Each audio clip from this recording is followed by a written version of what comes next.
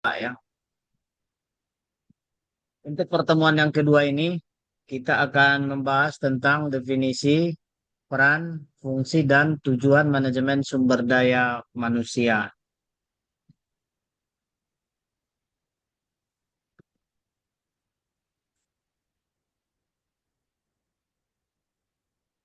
Nah, untuk memahami manajemen sumber daya manusia secara mendalam, kita harus melihatnya bukan hanya sebagai departemen yang hanya menjalankan administrasi saja di lingkungan perusahaan, melainkan harus dipahami bahwa sumber daya manusia itu merupakan jantung strategi sebuah organisasi ataupun sebuah inti dari keberhasilan sebuah perusahaan.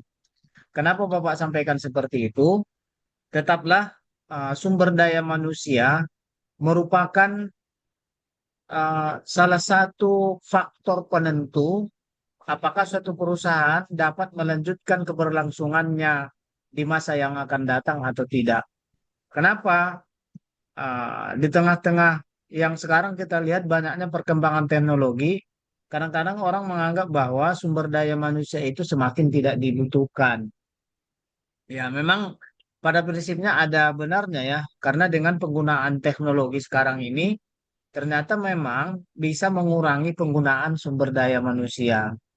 Yang tadinya suatu pekerjaan itu banyak dilakukan ya harus dikerjakan oleh sumber daya manusia sekarang beralih kepada penggunaan teknologi sehingga ada gium yang mengatakan bahwa sumber daya manusia itu di masa yang akan datang atau ketika teknologi semakin maju maka sumber daya manusia yang digunakan itu akan semakin berkurang. Nah, kalau dalam pokok bahasan kita di manajemen sumber daya manusia, walaupun dengan perkembangan teknologi yang sangat apa namanya sangat masif saat ini di berbagai bidang, tetaplah sumber daya manusia itu menjadi faktor penting dan penentu terhadap keberlangsungan sebuah perusahaan. Kalau tidak ada sumber daya manusia, ternyata alat-alat teknologi yang digunakan itu tidak bisa melakukan inovasinya sendiri. Tidak bisa dia meningkatkan kemampuannya. Justru karena ada manusia juga lah, maka teknologi itu bisa diinovasi. Bahkan manusia itu bisa menciptakan teknologi yang baru. Kemudian manusia itu bisa apa namanya bisa memixkan antara fungsi teknologi dengan kebutuhan sosial masyarakat itu sendiri. Nah, kalau diserahkan itu kepada teknologi itu sendiri, dia tidak akan bisa melakukan itu. Maka manusia tetaplah menjadi penentu sebuah kemajuan terhadap teknologi itu. Nah, misalnya apa kekhawatiran yang sering terjadi disampaikan orang? Misalnya ini, bayangkan sebuah perusahaan teknologi raksasa. Mereka punya modal triliunan dan kantor mewah, namun jika orang-orang di dalamnya tidak kompeten dan tidak bahagia, ya, perusahaan itu akan runtuh. Disitulah MSDM berperan. Walaupun besar sekali perusahaannya, sudah menggunakan teknologi yang tinggi, jika sumber daya manusia yang direkrut di lingkungan perusahaan itu tidak memiliki kemapanan skill, kemapanan intelektual, ya, kemapanannya untuk bekerja, maka teknologi itu juga tidak bisa berjalan dengan sendirinya. Tidak bisa membuat perusahaan itu maju. Tetapi dengan peranan sumber daya manusia juga lah, maka teknologi itu bisa digunakan. Ya, karena bagaimanapun teknologi kan bukan makhluk hidup seperti manusia, dia ciptaan, tapi dia tidak bisa mencipta. Teknologi itu hanya bisa dia bekerja sesuai dengan format yang sudah dibuat. Nah, sesuai dengan format yang dibuat automatik yang diciptakan oleh manusia terhadap teknologi itu, itulah yang menjadi dasar sebuah teknologi bekerja dengan sendirinya. Artinya, manusia menciptakan algoritma aktivitas dari teknologi yang diciptakan itu. Jadi, teknologi itu tidak bisa menciptakannya dengan sendiri. Walaupun ada misalnya sekarang AI, ya kan? yang sangat tren sekarang menggunakan AI. Hampir semua segala informasi kita bisa mendapatkan melalui AI misalnya. Ya, seakan-akan tidak digunakan lagi manusia yang mengajar. Tidak digunakan lagi dosen, tidak diperlukan lagi guru misalnya gitu. Karena AI sudah ada, apapun yang kita tanya, AI itu bisa memberikan penjelasan terhadap manusia. Tetapi sama aja teknologi apapun itu yang digunakan oleh manusia atau sesudah diciptakan manusia, yang terakhir paling canggih sekarang itu misalnya AI, ternyata AI itu hanya mengikuti algoritma yang sudah diciptakan oleh manusia. Nah, misalnya apa dia? Dia akan bisa merangkum segala sesuatu, informasi apapun itu di dunia ini, sepanjang informasi itu pernah diupload ke media sosial, ke sumber artikel yang apa namanya, yang sudah terupdate atau terkonek ke internet. Jadi segala sesuatu, artikel, tulisan orang, hasil penelitian orang yang sudah diupload dan terkoneksi dengan internet, semua itu akan bisa diakses oleh AI. Informasi apapun itu di dunia ini. Hmm. Tapi ketika temuan baru tidak diupload ke berbagai media, ternyata AI tidak bisa mendapatkannya. Pasti nanti jawaban dia, kami belum mendapatkan referensi tentang hal tersebut. Kami akan mencoba mendapatkan informasi itu. Pasti begitu jawaban AI itu. Nah, maka dia hanya bekerja sesuai dengan algoritma yang ditentukan. Jika ada temuan baru dengan algoritma baru yang belum di apa namanya, belum dilekatkan terhadap salah satu alat teknologi itu, maka teknologi itu tidak akan bisa mengaksesnya dan tidak bisa mencipta, tidak bisa memberikan inovasi terhadap apapun itu. Nah, jadi bagi kita yang mengambil eh, konsentrasi manajemen sumber daya manusia, tetap harus ada keyakinan bahwa sumber daya manusia itu adalah jantung dari berbagai strategi sebuah perusahaan. Karena manusia itulah yang bisa berpikir. Teknologi itu tidak bisa berpikir, dia hanya ikut algoritma yang sudah ditentukan oleh manusia. Dan algoritma itu yang menciptakan itu, menemukan itu adalah manusia. Sehingga manusia itu tetap menjadi penentu, ya. Tidak bisa negara, perusahaan bisa melangsungkan kehidupannya tanpa menggunakan manusia. Secanggih apapun teknologi yang digunakan, secanggih apapun robot yang diciptakan, secanggih apapun media sosial yang diciptakan, itu tetaplah itu bergantung kepada manusia, ya.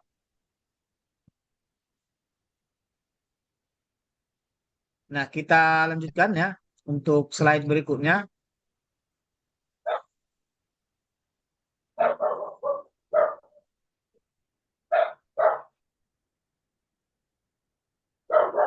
Untuk memahami manajemen sumber daya manusia secara gamblang, ya. Kalau di sini dijelaskan, bayangkan misalnya sebuah tim sepak bola papan atas. Mereka punya pelatih hebat, strategi jitu, dan pendanaan besar. Namun jika pemainnya tidak bugar, tidak kompak, atau salah posisi, mereka tidak akan pernah juara. Sehebat apapun itu, ya. Jadi MSDM adalah pelatih yang memastikan setiap pemain karyawan berada di posisi yang terbaik untuk menangnya. Nah, jadi tidak bisa ya semua orang apa namanya, manusia itu perlu ditempatkan sesuai dengan kemampuannya. Jadi itu namanya dikelola, di manajemen, ya. Artinya kalau disebut memanajemen sumber daya manusia, mengelola manajemen sumber daya manusia supaya bisa bekerja secara efektif dan efisien. Nah, itu gunanya mereka. Sesudah efektif dan efisien itu diharapkan akan bisa mencapai tujuan yang ditentukan. Jadi tanpa adanya manajemen sumber daya manusia, maka jangankan peranan teknologi, peranan manusia itu sendiri pun tidak akan bisa memberikan kontribusi sesuai dengan yang diharapkan oleh perusahaan. Maka perlu ya, perlu pengelolaan manajemen sumber daya manusia yang memastikan bahwa setiap sumber daya manusia itu akan memberikan kontribusi yang paling maksimum untuk perusahaan atau dia yang paling produktif terhadap perusahaan. Makanya dibutuhkanlah namanya manajemen sumber daya manusia. Jadi dari penjelasan Bapak yang pertama, selain sumber daya manusia menjadi penentu, menjadi jantung perusahaan berhasil atau tidak, tetapi manusia itu supaya bisa berhasil, dia perlu dikelola, perlu dimanajemen dengan baik, sehingga setiap sumber daya manusia itu memiliki kontribusi yang maksimum, yang sebaik-baiknya terhadap perusahaan. Sehingga perusahaan itu siap bersaing dengan perusahaan-perusahaan yang lain. Sehingga ya bisa juga dikatakan sebagai pelatih memastikan pemain itu berada di posisi yang terbaik, kira-kira gitu maksudnya ya.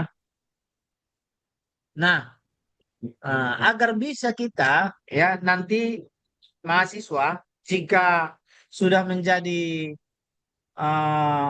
praktisi sumber daya manusia sesudah selesai kuliah ini, perlu dulu dipahami ya, walaupun kita mengetahui penting, perlu pengelolaan, maka dasar yang pertama pemahaman yang perlu dipahami terhadap SDM itu paham dulu apa itu sebenarnya manajemen sumber daya manusia. Secara definisi ya, mungkin banyak juga nanti para pakar yang bisa dibaca oleh mahasiswa di berbagai referensi apa itu manajemen sumber daya manusia. Tetapi manajemen sumber daya manusia apapun yang mereka definisikan itu akan memiliki hubungan dan kaitan yang pada akhirnya memiliki titik temu ya, titik temu antara banyaknya definisi yang diberikan oleh pakar terhadap apa sesungguhnya yang disebut dengan manajemen sumber daya manusia. Jadi yang Bapak sampaikan ini sekedar beberapa rangkuman aja ya, kesimpulan. Nanti bisa dibaca definisi-definisi yang lain tentang manajemen sumber daya manusia. Manajemen sumber daya manusia adalah seni dan ilmu dalam mengelola hubungan serta peranan tenaga kerja agar efektif dan efisien. Nah, itu ya. Nah, jadi dia selain seni, dia juga ilmu, ya. Bagaimana dikatakan seni dengan ilmu, ya? Seni itu memberikan sesuatu yang mendorong orang secara termotivasi dengan sendirinya, orang akan memiliki bekerja dengan baik, menciptakan hubungan yang harmonis dengan sendirinya, sehingga setiap sumber daya manusia itu akan berperan sesuai dengan bidangnya masing-masing. Nah, jadi kalau ke definisi secara tekstualnya mungkin sein itu dikatakan adalah keindahan gitu ya. Tapi supaya indah hubungan itu semua sumber daya manusia itu harus memahami segala sesuatunya atau peranannya apapun di perusahaan itu. Akan bisa mereka berkontribusi kemampuannya ya, dengan segala kerelaannya, dengan segala keikhlasannya, mereka berkontribusi yang paling maksimum. Nah, kalau ilmu bagaimana? Nah, kalau ilmu itu adalah sesuatu yang bisa menjadi didapatkan dari sebuah seperti ini, didapatkan dari sebuah pengetahuan, didapatkan dari sebuah praktek, didapatkan dari sebuah pengalaman, didapatkan dari sebuah pembelajaran. Jadi kemampuan orang itu kan ada dua ya. Ada kemampuan itu memang yang sudah bawaan ya, bawaan dia memang memiliki bakat dan minat di bidang tertentu. Tetapi ada juga ya, ilmu itu tidak apa namanya bisa dipelajari kira-kira gitu ya, bisa dipelajari, bisa dilatih sehingga orang memiliki kualifikasi yang mapan terhadap apapun bidang yang akan di apanya yang akan dikerjakannya ya, seni dan ilmu ya di dalam mengelola. Jadi kita pun sebagai sumber daya manusia bagaimana mengelola orang di dalam diri kita, paling tidak harus kita tumbuhkan yang dua itu, menumbuhkan seni dan ilmu ketika kita akan mengelola sumber daya manusia di lingkungan perusahaan. Seni itu pasti berbeda-beda setiap orang itu kan, tidak akan sama. Gaya orang tidak akan sama semuanya di dalam mengelola atau apa namanya memanfaatkan sumber daya manusia. Pasti berbeda cara kita memimpin dengan orang yang lain. Jadi setiap gaya orang yang akhirnya bisa mendorong sumber daya manusia berperan secara positif atau secara maksimal itu dikatakan seni, ya. Kalau ilmunya mungkin bisa sama-sama dipelajari, ya, baik orang yang memiliki bakat atau orang yang tidak begitu konsen dengan sumber daya manusia, tetapi sama-sama bisa dipelajari di dalam mengelola. Apa yang dikelola adalah sumber daya manusia itu sendiri. Kalau di sini bahasanya kan tenaga kerja, supaya mereka dapat bekerja secara efisien dan efektif. Kenapa? Kalau belajar manajemen, ya mahasiswa semua eh, harus dipahami ya, jangan pernah melupakan atau kita tidak tidak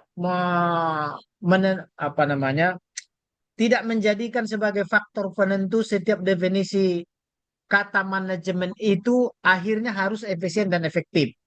Nah, itu ya.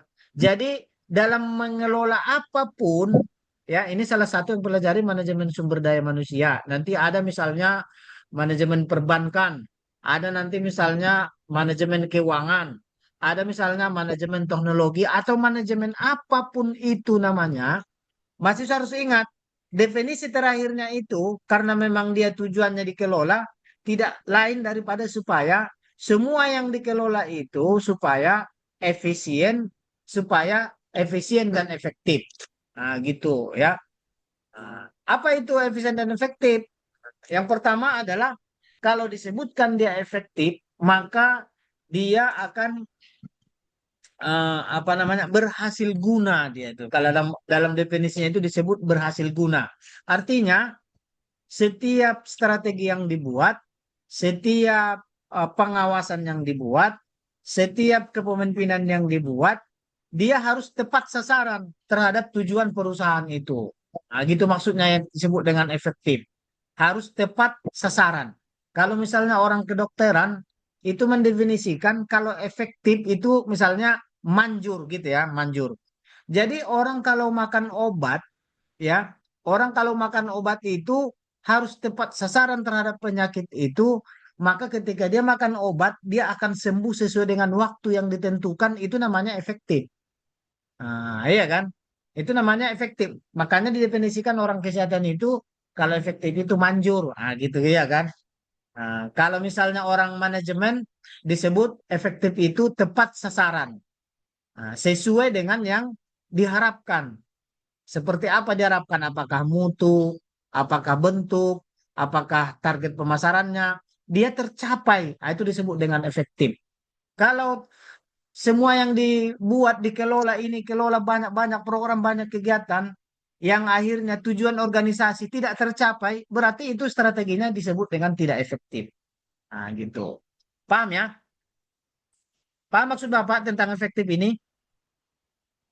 Bisa ditangkap? Paham, Halo? Pak.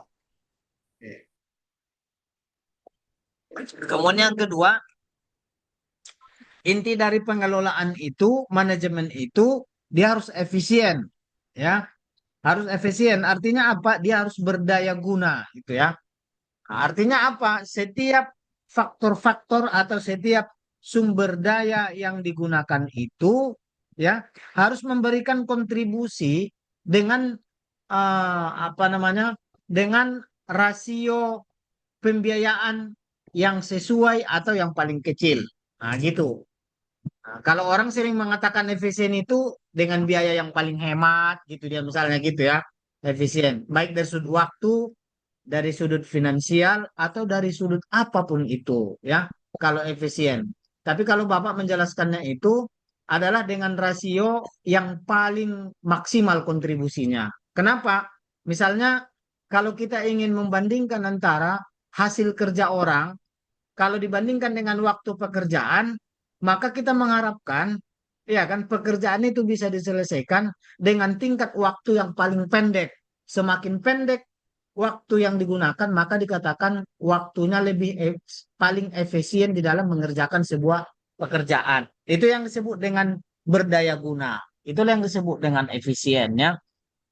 Nah, maka kita sebagai pengelola sumber daya manusia diharapkan dengan mengelola semua tenaga kerja, semua sumber daya manusia yang ada di perusahaan kita itu supaya mereka berkontribusi kepada perusahaan atau supaya mereka memiliki kinerja dengan efektivitas dan efisiensi yang terbaik yang bisa mereka berikan ke perusahaan. Jadi begitu kalau kita manajemen targetnya itu, ya.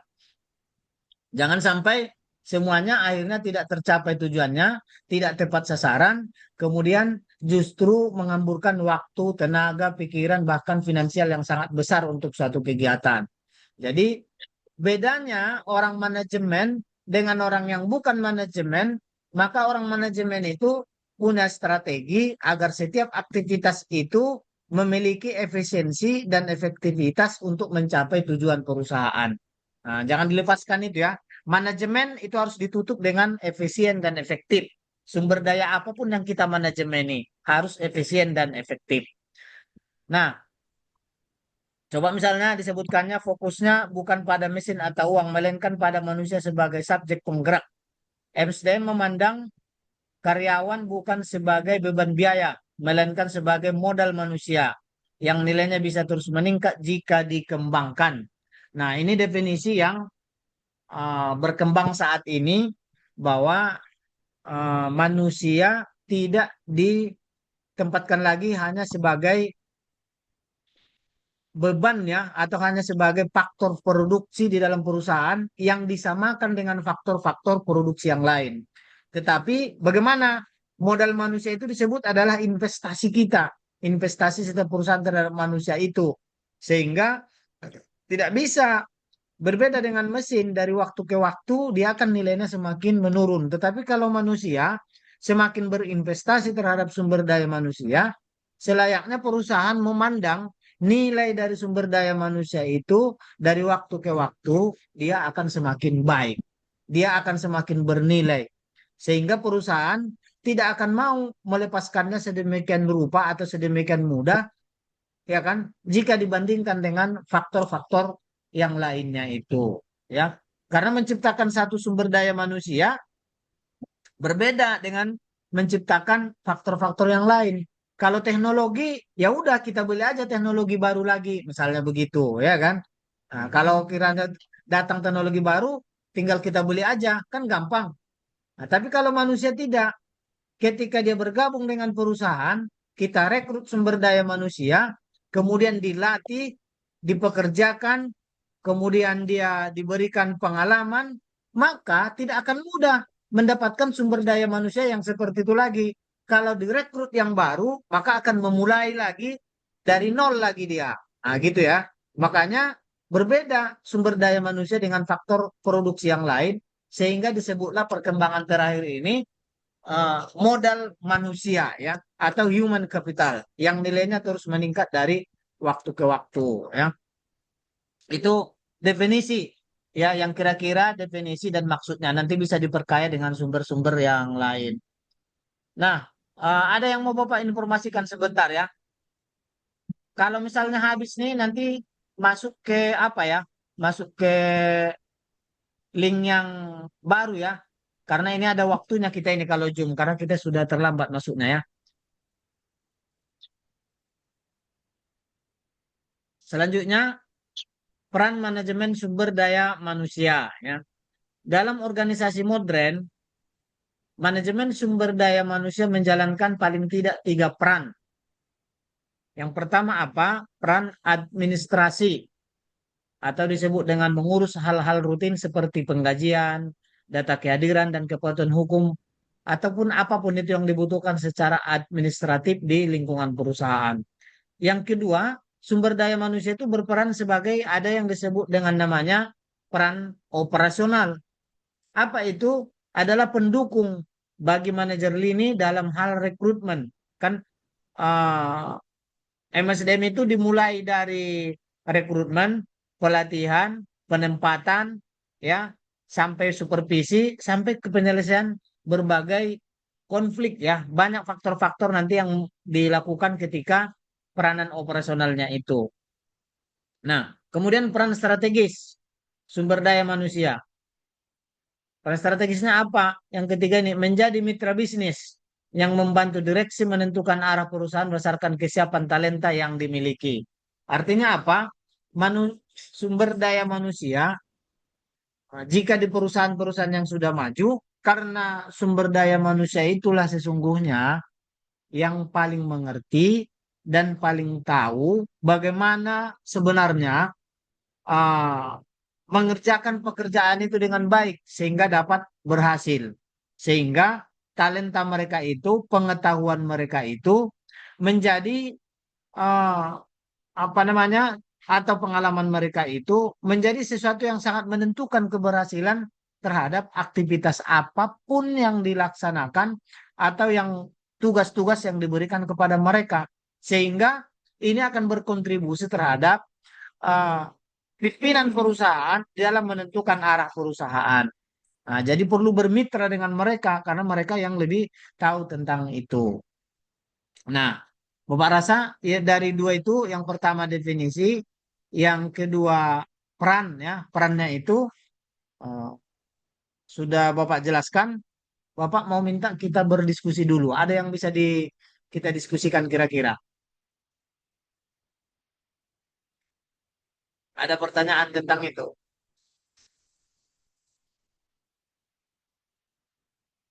Ada pertanyaan? Halo?